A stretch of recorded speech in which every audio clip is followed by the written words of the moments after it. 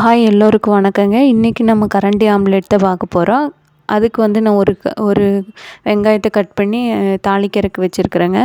அதில் கொஞ்சோண்டு உப்பு போட்டுக்குங்க, மஞ்சத்தூள், கொஞ்சமாக மிளகாத்தூள், பெப்பர் தூள் நல்லா போட்டு நல்லா பொன்னிறமாக வதக்கிக்குங்க.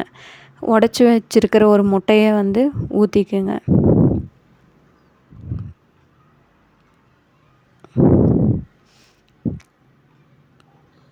இது லைட்டாக வெந்ததையுமே திருப்பி போட்டுறேங்க.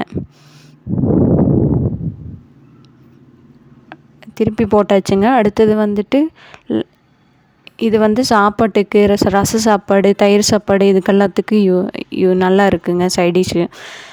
வீட்டில் நீங்களும் செஞ்சு பாருங்கள். நம்ம சேனலை சப்ஸ்கிரைப் பண்ணாதவங்க சப்ஸ்கிரைப் பண்ணிக்கோங்க, லைக் அண்ட் ஷேர் பண்ணுங்கள். அடுத்த வீடியோவில் பார்க்கலாங்க.